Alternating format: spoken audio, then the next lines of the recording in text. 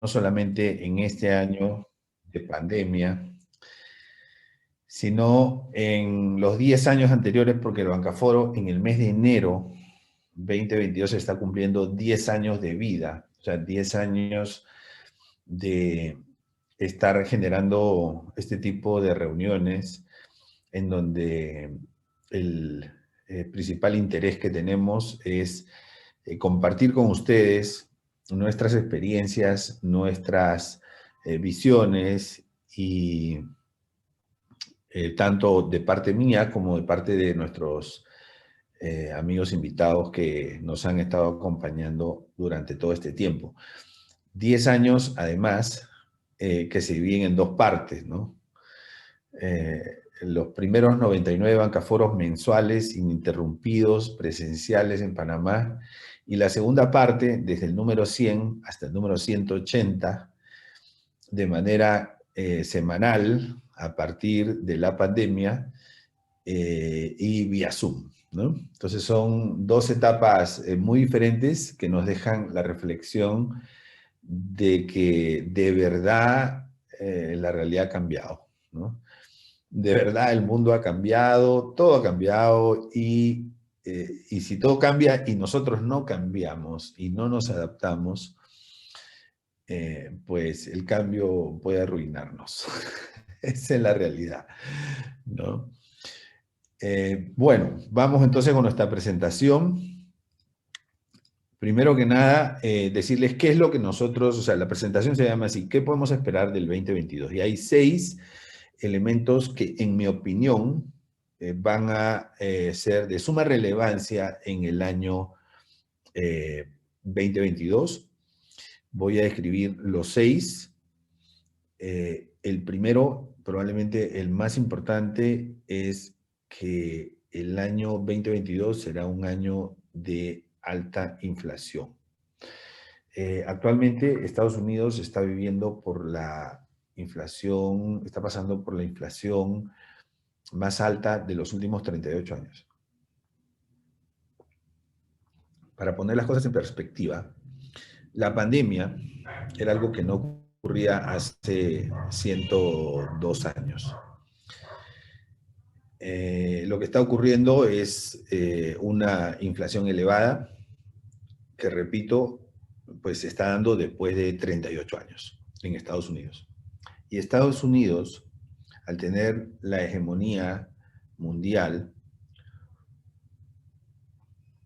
que tiene, obviamente termina contagiando al mundo de esa inflación. Pero la inflación no solamente es en Estados Unidos, es mundial. Y vamos a explicar un poco a qué se debe la inflación para tratar de entenderla mejor y luego ver qué consecuencias va a tener, ¿no? Entonces, este gráfico lo dice todo. Este gráfico es la evolución del índice de precios al consumidor anualizado, ¿no? Entonces, estamos en 6.8% al cierre del mes de noviembre, ¿no? Estas cifras son bastante recientes, acaban de salir. Y, y no solamente es el nivel más alto de los últimos 38 años, sino que además es creciente, o sea, tiene una curva pronunciadamente creciente. Entonces, la pregunta es, ¿por qué nosotros, eh, por qué deberíamos esperar que esto se mantenga, ¿no? Y para eso hay que entender adecuadamente cómo funciona la inflación. La inflación es como una bola de nieve. Solamente necesita un pequeño estímulo, como una bola de nieve que necesita una pendiente y necesita un terreno en donde pueda haber acumulación para que la bola de nieve siga creciendo, creciendo, creciendo, creciendo y no para, no para, no para. Cada vez es más difícil de parar. Entonces la inflación es algo así, ¿no? Se produce un incremento en costos, normalmente así comienza la inflación, se produce un incremento en costos, también puede comenzar por emisión de dinero o por presión de demanda, pero comienza la inflación, comienza un brote y es como una pandemia, ¿no? Porque el costo del productor se eleva, el precio final de ese productor se eleva, pero ese precio final es el costo de alguien. Entonces, como ese costo se eleva, algún otro precio se sigue elevando y así sucesivamente se continúa con una escalada inflacionaria y de precios crecientes. Eso es generalizado. O sea, y lamentablemente los que más sufren Pues son los asalariados. Porque normalmente en época de inflación, yo tengo algo de experiencia porque viví la hiperinflación de Perú en el primer gobierno de García. Los asalariados no tienen inflación de salarios. O sea, o sea, todo sube menos los salarios, ¿no? Normalmente puede haber, digamos, alguna empresa que indexe los salarios a la inflación, pero eso sería muy raro, o sea, eso no es algo normal, ¿no? Porque las empresas justamente lo que están haciendo es cuidar sus costos y cuidar su estructura de gastos. Bueno, entonces cuando uno analiza, bueno, cuáles son los principales componentes, ¿no?, de la inflación, estas son las cifras de la inflación de Estados Unidos, aquí pueden ver ustedes que estamos hablando de un 6,8% de inflación anualizada a nivel total, ¿no? Pero los rubros que tienen una, digamos, mayor incidencia o tienen niveles más altos está, por ejemplo, la energía. O sea, actualmente estamos viviendo una crisis energética y esto va a continuar, lamentablemente va a continuar, ¿no? Entonces, en energía, aquí tenemos un componente importante, ¿no? Eh, y pues tenemos también otros rubros en donde hay inflaciones de doble dígito, ¿no? Pero yo destaco principalmente esto, ¿no? Energía. Cuando sube la energía, sube todo, porque la energía se usa para la producción y eso eleva los costos empresariales. Eh, y, pues las familias también se perjudican, todos usamos energía, ¿no? Entonces ahí hay un elemento importantísimo que tenemos que tomar en cuenta, pero además, recuerden la metáfora de la bola de nieve, ¿no? Sube la energía, eso genera inflación, pero cuando hay inflación vuelve a subir el precio de la energía. Cuando ustedes revisan las fórmulas para el cálculo del precio de energía, casi todos los países, porque este es digamos, un modelo regulatorio estándar, tienen el componente de inflación. O sea, las fórmulas para los incrementos tarifarios te dicen, digamos, o sea, es una ecuación, ¿no?, donde uno de los inputs es la inflación. Entonces, la energía genera inflación, la inflación genera más energía o mayor precio de energía y así sucesivamente, ¿no? Entonces, esta es una noticia de CNN, ¿okay?, octubre de este año, o sea, hace 2 meses. Se avecina una crisis energética mundial y no tiene una solución rápida. O sea, hay que poner esto en perspectiva. O sea, el problema de la energía es un problema de costo de insumos, es un problema de cambios en las estructuras de consumo, ¿no? Eh, y una vez que comienza es difícil que se pueda resolver, ¿no? ¿Por qué? Porque digamos, al entrar en una crisis de insumos y de composición en la forma como se genera la energía, ¿no?, eh, pues se termina afectando, ustedes saben, por oferta y demanda, los precios, y eso tiene otras consideraciones. Este es otra razón por la que, digamos, estamos viviendo una época inflacionaria, ¿no? Es la crisis en la cadena de suministro, lo comentamos en algún bancaforo previo. Aquí, este es el índice báltico del precio que, digamos, el costo de transporte, ¿no?, el costo de transporte de una tonelada de carga seca, ¿no? Entonces, esto estaba en la época de la pandemia alrededor de 500, ¿no?, $500, y ahora el contenedor, y ahora está en 2.500. Claro, en su momento llegó a 5.500, pero lo que quiero decir, esto probablemente se va a estabilizar y probablemente va a estar en los rangos normales, que es entre 1.000 y 2.000, pero este efecto, este incremento ya generó un impulso en los costos. Es como decir que se encendió una llama. Y eso es difícil de poder revertirlo. O sea, podrá volver el precio del flete a sus niveles normales, pero ya generó inflación. Entonces ya comenzó el incendio, para usar la metáfora. eso ha tenido impactos también en los alimentos porque hemos vivido una crisis en donde hemos cerrado, hemos dejado de trabajar, hemos parado producción. Entonces todo eso, pero no lo paramos de comer. Entonces todo eso altera, ¿no? Los equilibrios de oferta y demanda. Y los alimentos han subido de precio. Tengo aquí algunos, los clásicos que yo suelo presentar, el precio del trigo. O sea, como podemos ver, precio de trigo que estaba bordeando los 200, ahora, digamos, cuando llegó la pandemia, $200 la tonelada, ahora está en 365 aproximadamente, ¿no? Entonces, de 200 a 365 hay un incremento bastante fuerte, pero sobre todo cuando vemos la tendencia es elevada. Entonces, ¿esto qué genera? Inflación de alimentos. O sea, un, digamos, impulso en el cálculo del IPC motivado por alimentos, porque no es solo el trigo, le podemos calcular al arroz, le podemos calcular a los diferentes productos alimenticios básicos, y el trigo es un insumo importante, ¿no? El aceite de soya también vemos la pendiente positiva. Ahora que en los últimos días, ¿no? El aceite de soya pues ha cambiado de pendiente, es verdad,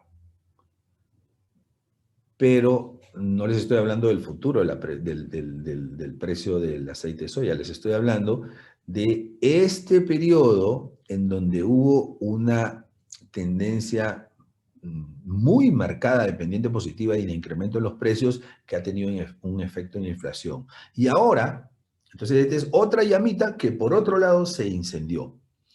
Entonces, pero ahora estamos viviendo entonces un conjunto de acontecimientos, ¿no? El maíz también. O sea, claro, ustedes me dirán, sí, pero mira, ya está volviendo a la normalidad. De acuerdo, está volviendo a la normalidad, pero ese no es el punto. El punto es observar esta parte. Esta parte significó un incremento en los precios o contribuyó con un incremento al precio de los alimentos que a su vez motivó un incremento en el índice compuesto de precios al consumidor.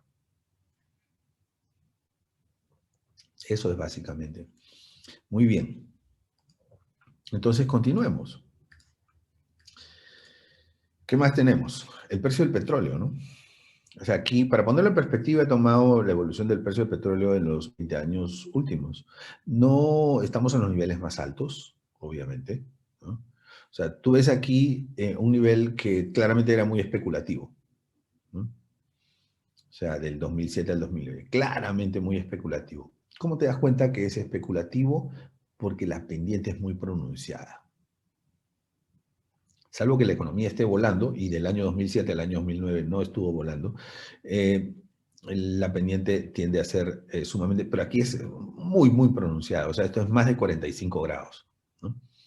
Entonces, cuando tú tienes crecimientos con una pendiente baja, esos crecimientos tienden a ser más sostenibles y difícil de que puedan ser revertidos. Cuando tienes, digamos, pendientes muy elevadas, es posible que se vuelva lo mismo, ¿no? Y fíjate, con una pendiente muy similar, ¿no? O sea, digamos, ese detallito que usamos los analistas y a veces tenemos el ojo para ver esto y cruzar con otras variables y poder eh, llegar a una convicción, es lo que quiero presentarles porque más adelante voy a hablar de los índices bursátiles y ahí eso va a ser importante. Pero miren, ¿qué tenemos acá? Aquí tenemos una pendiente positiva. Pendiente positiva para el precio del petróleo desde la época de pandemia, ¿no? Entonces, esta pendiente positiva también generó un incremento inflacionario, tuvo una incidencia en el índice de precios al consumidor, porque sube el precio del petróleo, sube el precio de la gasolina, sube el precio de la gasolina y sube el precio de todo, y sube el precio de la energía, y sube, o sea, entonces esto tiene un componente inflacionario. El tema es que no necesitamos que esto sea un incremento sostenido, basta que sea una sola vez, que encienda una llamita para que se genere el incendio. O mejor dicho, necesitamos que la bola de nieve entre en una pendiente, o sea, con un poquito de nieve para que sea cada vez más creciente, creciente, creciente, porque la inflación funciona así. ¿Okay? Entonces, la inflación tiene un componente importante que se llama expectativas, ¿no? Eh, Robert Barro, un economista importante, escribió papers muy famosos. Me parece que ganó el premio Nobel, pero no estoy seguro. Pero si no lo ganó, lo merecía. Escribió, eh, eh, sacó muchas publicaciones en donde él decía, argumentaba que un componente importante de la inflación son las expectativas, ¿no? Y entonces diseñó un modelo que se llama expectativas racionales. O sea, yo estudié eso en la universidad y lo tengo bien claro. Entonces hay un componente, ¿por qué? Porque tú no necesitas que los precios suban para que tú subas el precio. Simplemente tienes que pensar y tienes que creer que los precios van a seguir subiendo, ¿no? Bueno, entonces es la teoría de las expectativas racionales y eso genera, tiene un componente inflacionario. Muy bien. El gas natural, ¿no? Aquí he tomado los 2 últimos años, ¿no? Y claramente vemos que en el último año hay un componente al alza. Entonces, esto tiene que ver con la crisis energética también. Y porque se acabaron los inventarios durante el tiempo que estuvimos parados, entonces esto generó un alza en el precio, producto de que habían pocos inventarios por oferta y demanda, pero ahora se está estabilizando. Sin embargo, esa pendiente positiva fue una inyección a un incremento en el índice de precios, sobre todo la energía. Ahora, entonces, la segunda cosa que yo esperaría que ocurra es el fortalecimiento del dólar. Curioso, porque si me hubiesen hecho esta pregunta hace 6 meses, yo no hubiese pensado en que esto marcaría un evento importante en el año 2022. Al contrario, tal vez yo te hubiese dicho, y tengo que ser honesto con esto, tal vez te hubiese dicho, no, es que el dólar no le veo futuro con todo lo que están emitiendo. O sea, creo que eh, pensaría en otra moneda dura.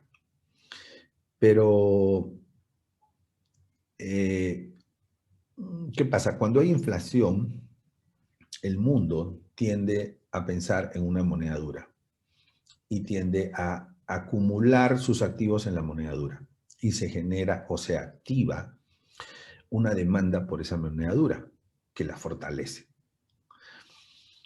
Entonces, eso es lo que ha venido pasando cuando nosotros vemos las cifras, o sea, cómo evolucionan los tipos de cambio de los diferentes países, ¿no? Los tipos de cambio se han incrementado, el dólar se está fortaleciendo, incluso con respecto a otras monedas duras.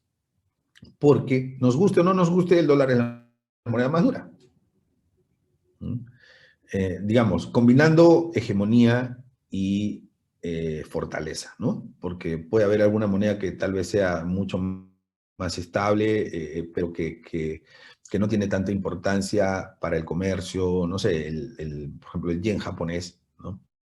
Una moneda sumamente estable, ¿no? Tal vez hasta de repente hasta más dura que el dólar, ¿no? Pero no tiene, digamos, esa característica de moneda universal que sí tiene el dólar, ¿no? Y eso le da fortaleza, porque la liquidez se premia. Si el dólar te lo reciben en cualquier comercio, en cualquier país, entonces eso es una fortaleza, es una característica que lo hace valioso, ¿no?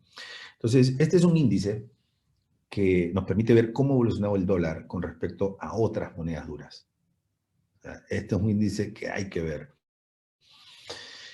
Bueno, entonces, es lo que te decía, ¿no? Mira, si me hubiese hecho la pregunta hace un año o hace 8 meses del dólar, mira cómo venía el dólar, ¿no? O sea, eh, el dólar venía en caída libre, ¿no? O sea, venía con una pendiente negativa. Y de pronto, como comenzando el segundo trimestre de este año, el dólar empieza a tener, ¿no?, una pequeña subida, ¿no? Bajada, subida, subida, bajada, subida, bajada, y al final esto es una pendiente positiva. Ahora, ¿qué es lo que más importa? el futuro, ¿qué va a pasar? ¿Qué va a pasar con el dólar? Y yo creo, y esta es una convicción que se las quiero compartir, y es que yo creo que el dólar se va a fortalecer en el 2022. Bueno, a los que vivimos en Panamá nos conviene, porque ganamos en dólares, ¿no? Los que tienen otra moneda, mis amigos de Costa Rica, mis amigos de Honduras, mis amigos de República Dominicana, mis amigos de Perú, pues, eh, ¿qué es lo que van a hacer? Seguramente van a acumular dólares, van a comprar dólares y eso va a fortalecer el dólar, ¿no? Entonces, de hecho, las posiciones se están cambiando, las posiciones monetarias se están cambiando hacia de menor participación en moneda local hacia mayor participación en dólar. Eso está fortaleciendo el dólar y eso se va a poner mucho más fuerte el próximo año. Porque este asunto de la inflación, que ya en Estados Unidos se está viendo muy fuerte, con una pendiente, digamos, positiva elevadísima, va a comenzar a llegar conforme este, eh, la economía se desenvuelva en el año 2020, va a empezar a llegar cada vez más a nuestros países, ¿no?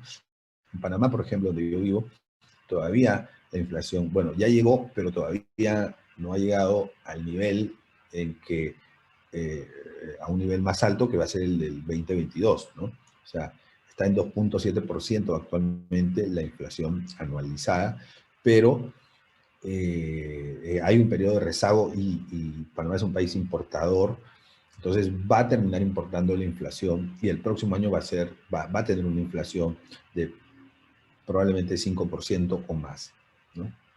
Según cifras oficiales, según lo que es la medición oficial, porque yo siempre he dicho hay dos inflaciones. El índice de precios, que está basado en una canasta determinada, que además está desactualizada, y la inflación de verdad, que es la inflación de lo que la gente más compra, ¿no? Del supermercado y todo eso, ¿no?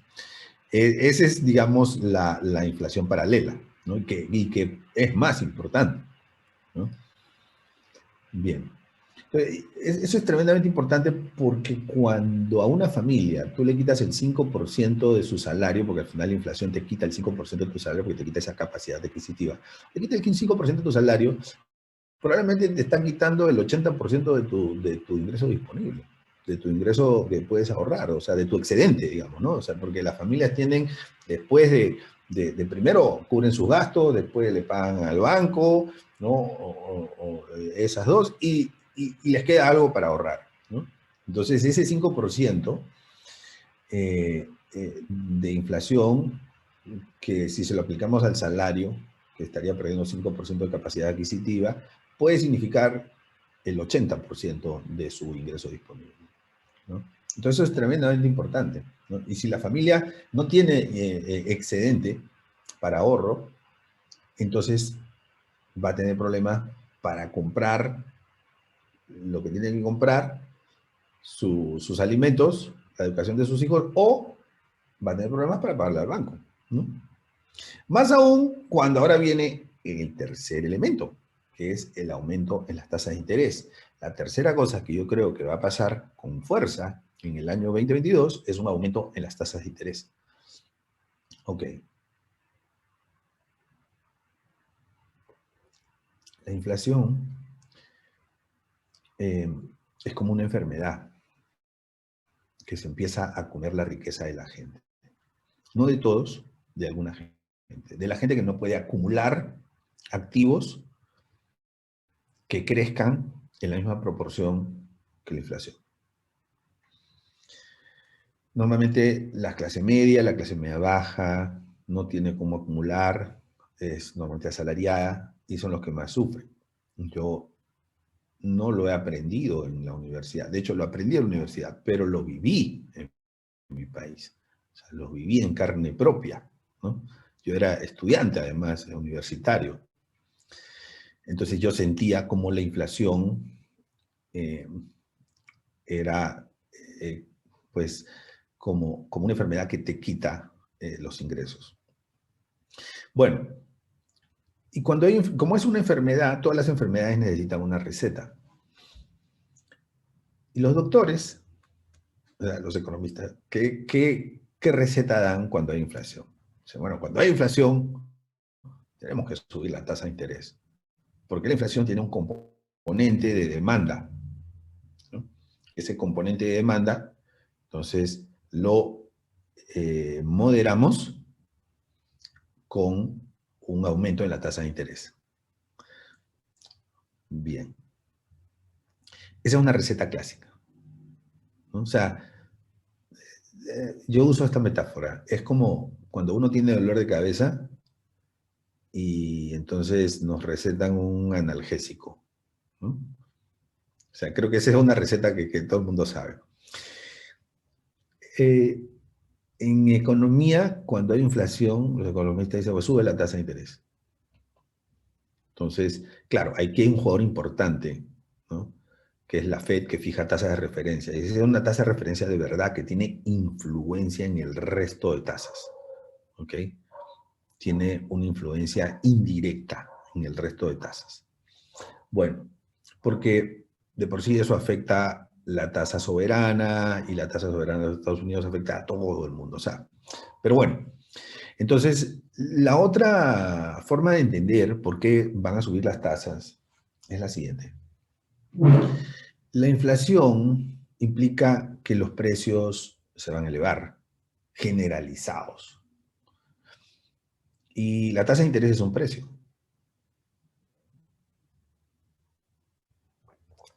La tasa de interés es el precio de un servicio que se llama crédito. Eso es la tasa de interés, el precio de un crédito. Bien, entonces, ya estamos viendo, mira, cómo la tasa de interés, o esta es la tasa de rendimiento, ¿no? Del bono soberano de Estados Unidos a 10 años, tiene una pendiente positiva. Yo veo ahí una pendiente positiva, ¿no? Yo veo ahí una pendiente positiva. Entonces, y yo creo que esto va a continuar. Todavía hay algunos temores, ¿no? Pero conforme los escenarios se empiecen a materializar, esta tasa probablemente va a ir incrementándose, ¿ok? Y si esta tasa se incrementa, todas las tasas del mundo se incrementan. No es tan automático, o sea, no es que de hoy para mañana. Y ahí hay oportunidades, porque nos permite tomar acciones, ¿no? Eh, nos permite defendernos, nos permite aprovechar oportunidades también. O sea, detrás de todas estas cosas que yo les estoy comentando, hay oportunidades. Por supuesto que sí.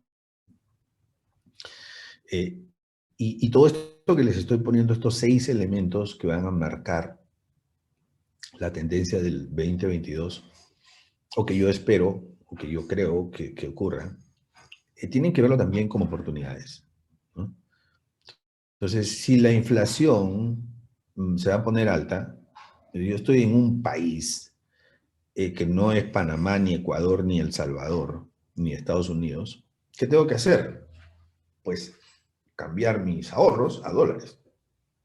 Esa es la recomendación. De hecho, yo he vivido, porque yo, digamos, yo he vivido esa experiencia, porque en Perú cuando tuvimos la hiperinflación, ¿qué hacía la gente cuando recibía su salario en INTI, que era la moneda de aquella época, recibía el salario en INTI, lo cambiaba a dólares?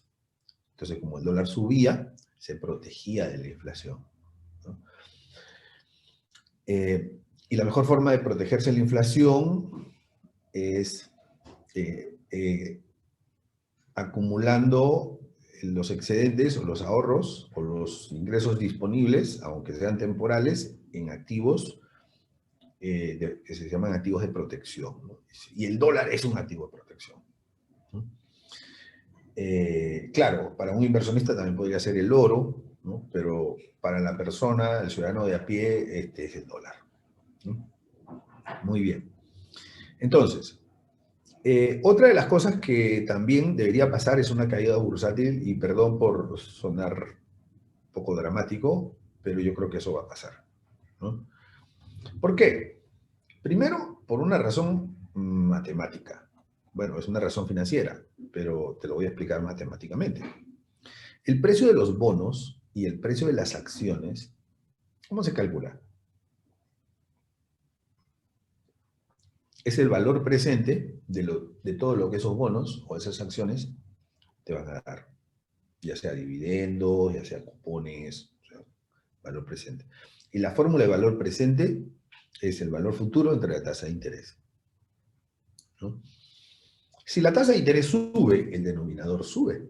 ¿Y qué pasa con la fracción? Disminuye. Cae el valor presente. Y si cae el valor presente, cae el precio de los bonos, cae el precio de las acciones. Entonces, ¿qué deberíamos esperar que pase? Pues, y normalmente ha ocurrido, cuando sube la tasa de interés, las bolsas caen. Las bolsas caen. Tal vez tengo esa convicción, pero tal vez lo que yo no te puedo decir, y lo siento, pero no te puedo decir es cuándo sucederá. Y tampoco te puedo decir a cuánto, ¿no? ¿No? Pero los índices bursátiles van a tener una caída. O sea, eso es lo que yo espero. Y no espero porque estoy jugando en contra de la bolsa, que estoy apostando, no. Espero porque los fundamentos económicos me dicen eso, ¿no? Cuando tú ves, este es, digamos, el gráfico del S&P 500, 5 últimos años, ¿no? O sea, yo aquí estoy viendo qué cosa, una pendiente muy pronunciada, ¿no? Y además estoy viendo que en una época en que la tasa de interés ya está subiendo, el índice bursátil sigue disparándose. O sea, digamos, en términos de pendiente, obviamente tiene subidas y bajadas, algunos días sale una noticia de una nueva variante y tiene un bajoncito y después sube y se recupera, ¿no? Pero hay que ver el mediano plazo. Aquí, ¿qué es lo que estamos viendo? Una tendencia sumamente alcista, una pendiente elevada. ¿Es de 45 grados? No, es más de 45 grados, ¿no? Entonces, recuerde cuando veíamos el precio del petróleo, les hablaba de esas inclinaciones que son muy pronunciadas. Yo no veo los fundamentos, no veo los fundamentos para que el índice bursátil crezca en estas proporciones y sobre todo en a este ritmo, ¿no? Con este nivel de pendiente. Por supuesto que me puedo equivocar, por supuesto. Pero yo me baso en los fundamentos, ¿no? Las economías del mundo están, digamos, muy golpeadas todavía, no hemos entrado en un proceso que en algún momento va a llegar, que va a ser el auge. O sea, estamos saliendo, digamos, vamos a ponerlo así, comenzando a salir de una crisis en donde casi todas las economías del mundo cayeron, y todavía no estamos ni en recuperación o en proceso de recuperación tal vez, pero no hemos llegado al auge. Entonces, esto, digamos, aquí hay un componente que probablemente sea especulativo fuerte, ¿no? Y eso, sumado al hecho que las tasas de interés van a subir, pues me dan como resultado del análisis que lo más probable es que los índices bursátiles caigan durante el 2020. Cuando eso ocurra, por favor, me mandan un mensajito y me dicen, Ernesto, me acordé del Bancaforo de diciembre, el último Bancaforo del año en que dijiste que las bolsas iban a caer. Por favor, me mandan ese mensajito para seguir creyendo en mí mismo. Bien, el Dow Jones. ¿Qué vemos ahí? Pues una pendiente también, claramente una pendiente positiva. Este es el S&P 500, el Dow Jones. Vemos esas pendientes, son sumamente pronunciadas, ¿no? Y claro, ese es el presente, pero hay que ver también el 2022, qué es lo que creemos que va a pasar. Y atando cabos, les he dado más o menos mi perspectiva. Quinto elemento que debería llegar en el año 2022, pandemia. ¿Qué cosa es pandemia? Pandemia es un término que se acuñó este año, a mediados de año en Reino Unido, producto de que allá había una aplicación en el celular que identificaba qué personas habían estado cerca de nuevos infectados. Entonces, si alguien, digamos, se encontraba que había sido infectado del virus, entonces el sistema, la aplicación identificaba quiénes habían estado cerca, les mandaba un mensaje y ahí viene el ping, ¿no? Porque sonaba una alerta en el celular, un ping, y esa persona tenía que dejar de hacer lo que estaba haciendo en ese momento para irse a una cuarentena. Obviamente eso generó muchas complicaciones porque la gente estaba trabajando y tenía que dejar de trabajar y en ese momento tenía que decirle al jefe, ni siquiera podía despedirse porque no podía acercarse, el señor, me voy porque me salió el PIN, ¿no? Me voy y voy a estar 2 semanas. Y muchas de estas alarmas eran falsos positivos.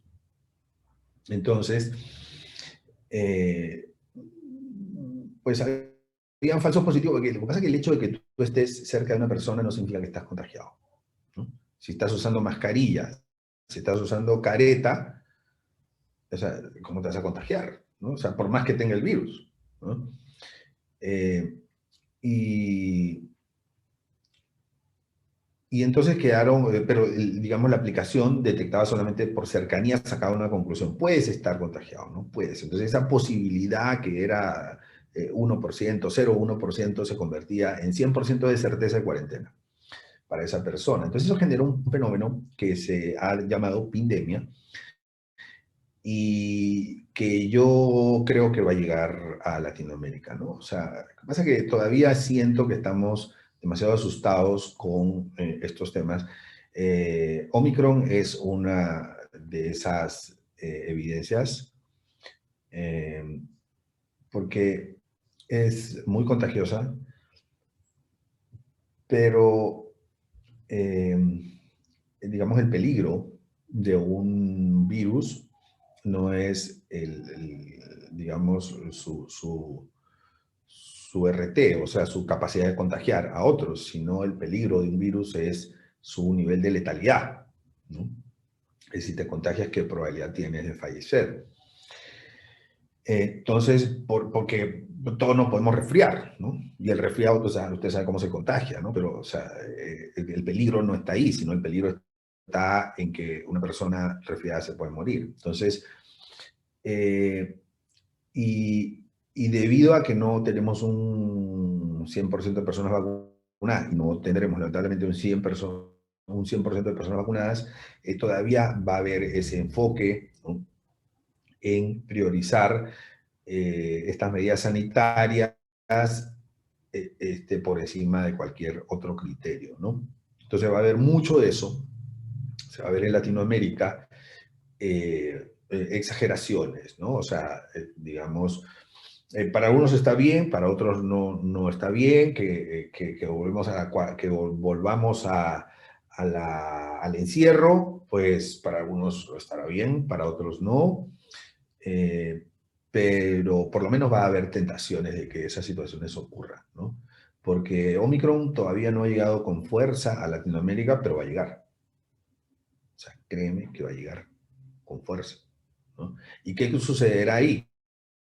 ¿No? Pues los hospitales se van a abarrotar, eh, y bueno, será importante, y yo recomiendo los que se puedan vacunar, pues que se vacunen,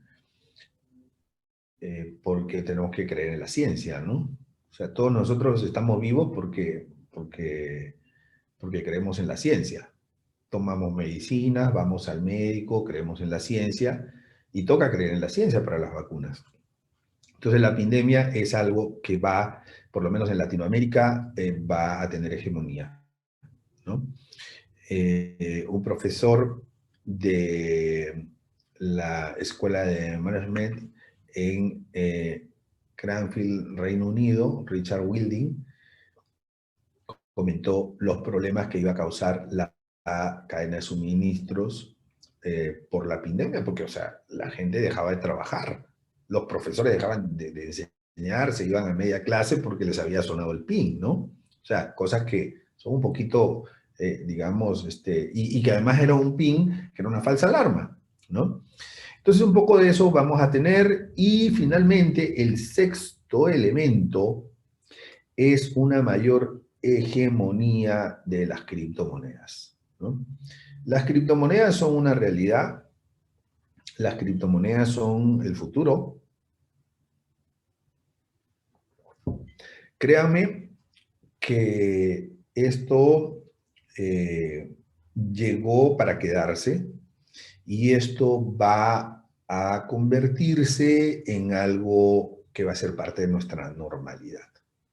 Hoy en día no lo es. Hoy en día nuestra normalidad son las cuentas bancarias, los billetes en papel o en monedas. Eso es nuestra normalidad. Pero las criptomonedas, tarde o temprano, se van a convertir en un medio de pago habitual. Hoy en día son activos, son monedas, ¿no? Activos para los que quieren invertir, monedas para los que quieren comprar o pagar o cobrar, ¿no? Pero esto se va a convertir en un activo, en una moneda habitual, tarde o temprano, tarde o temprano, ¿no?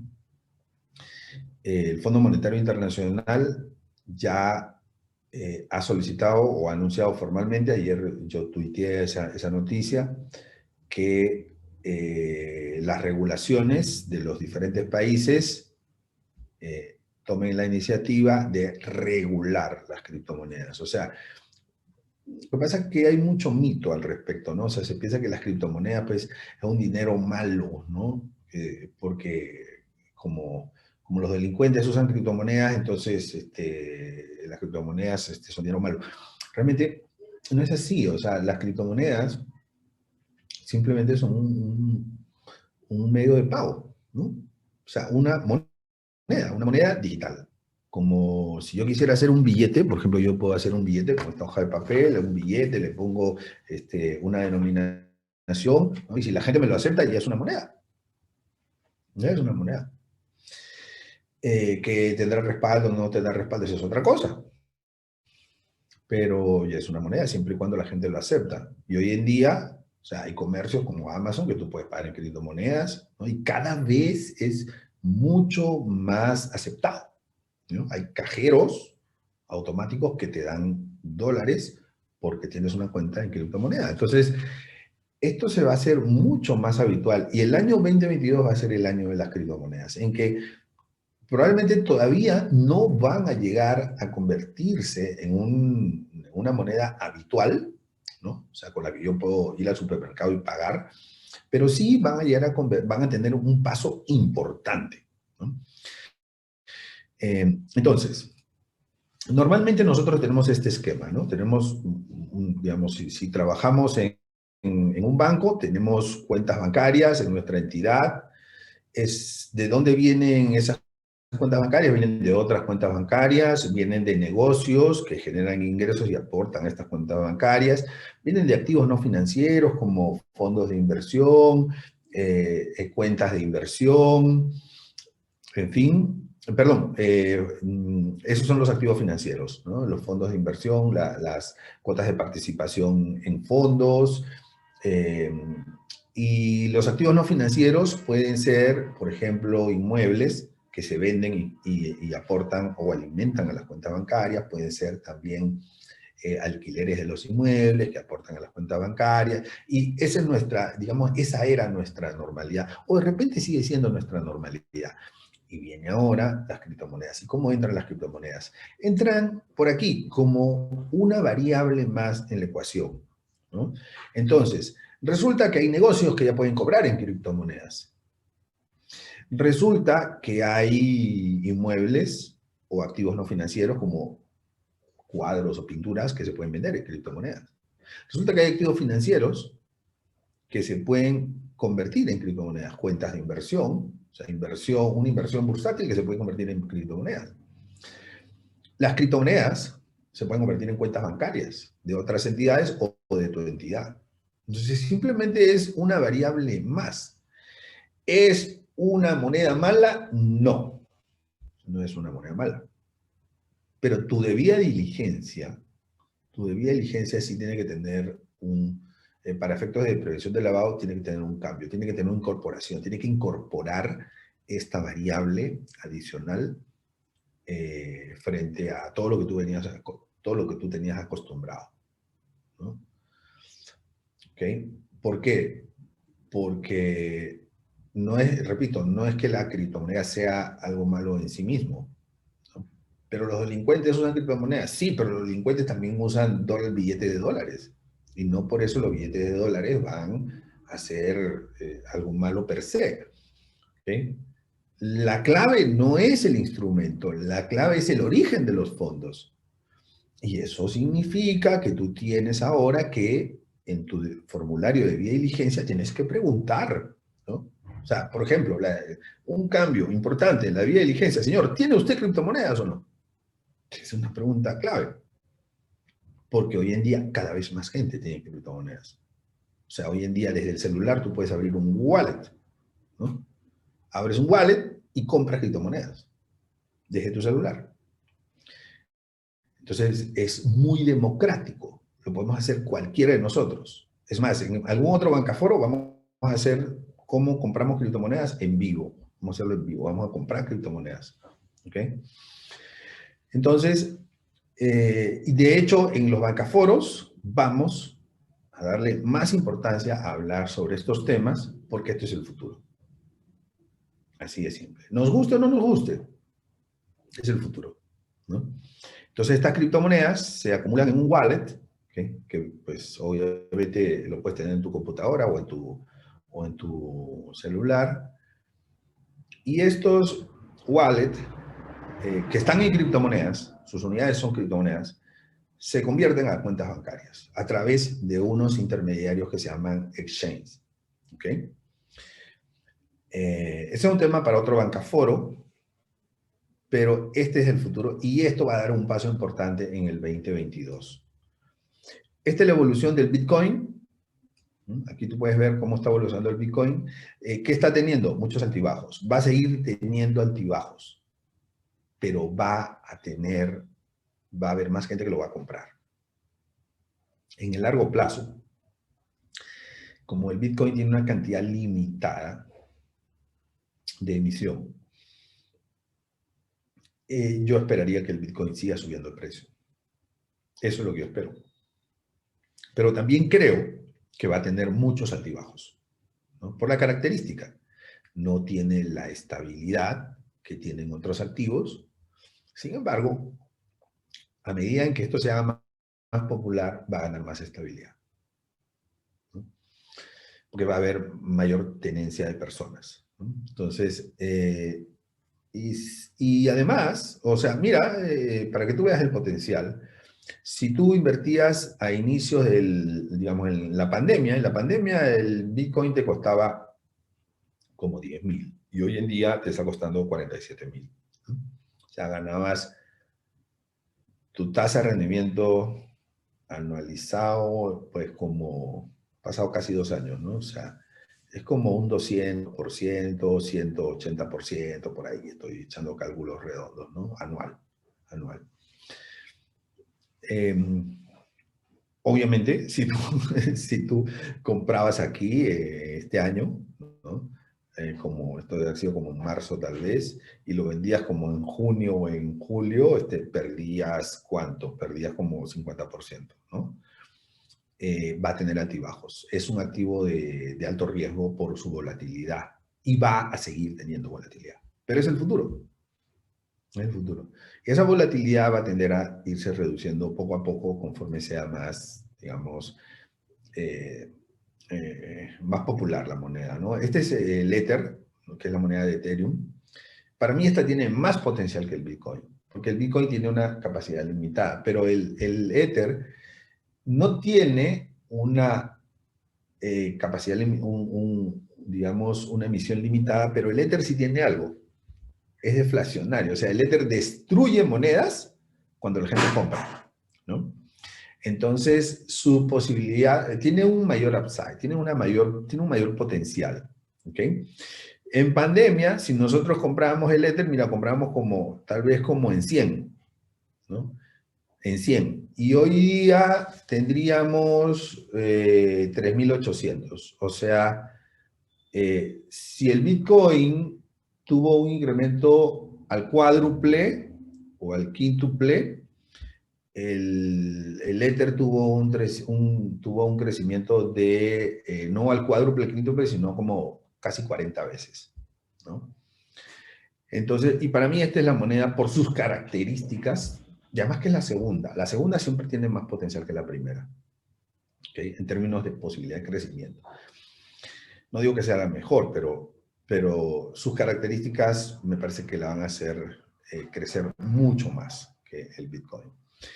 Esas son pues las dos monedas que tienen esas características de límite en su capacidad de emisión y eso da cierta seguridad. El resto de monedas, hasta donde yo sé, no, y eso es un problema. Muy bien, señores. De esta manera hemos terminado. Muchísimas gracias a todos por su participación. Quiero desearles que tengan un excelente año 2020 y que pasen una feliz Navidad y que tengan un magnífico cierre de año y recibimiento del año próximo. Nosotros entramos en vacaciones en el Bancaforo y estaremos regresando probablemente la segunda o la tercera semana de enero. Todavía no. Vamos a seguir con Bancaforos mensuales, perdón, semanales, pero probablemente vamos a entrar nuevamente en funcionamiento la tercera semana de enero, por ahí les estaremos avisando y vamos a tener un fuerte énfasis en nuestros conversatorios sobre el tema de las criptomonedas. Muy bien, pues muchas gracias a todos. Yo me voy a cerrar la presentación y me voy a quedar aquí un momentito respondiendo algunas preguntas que me han hecho por el chat, sobre todo, digamos, algunas preguntas puntuales, algunos casos de Panamá, algunas cosas que me están preguntando. Yo las voy a responder en vivo o por chat. Y nuevamente mi agradecimiento a todos ustedes y mis mejores deseos para el cierre del año y para el inicio del próximo. Muchas gracias y será hasta la próxima.